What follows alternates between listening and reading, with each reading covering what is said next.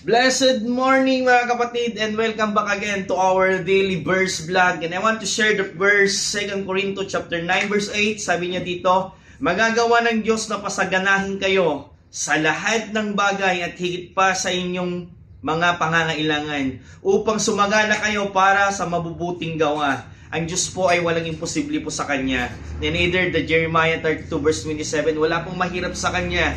Matthew 19 verse 25 said, ang sabi niya po doon, wala pong imposible sa ating Diyos na buhay. Kaya sa verse na to, kaya kanyang i-bless, kaya kanyang pagpalain, kaya niyang iangat ang buhay ng iyong pamilya, iangat ang buhay ng estado ng iyong buhay ngayon.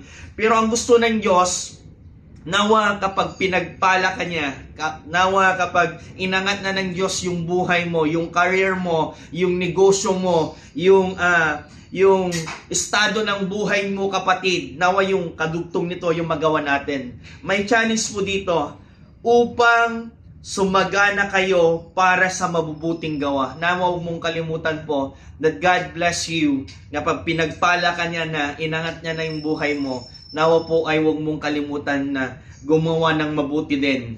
Hindi lang po sa mga nangangailangan, pero sa akin, sometimes, because I am a pastor, nawa po, kahit hindi mo na i-bless yung mga pastor pag bless ka niya, nawa po, i-bless mo yung church na kabibilangan mo nung walang-wala ka pa. Na kapag pinagpala ka na ng Diyos, kapatid, huwag mong kakalimutan po yung church. Pangalawa po, huwag mong pakalimutan tumulong.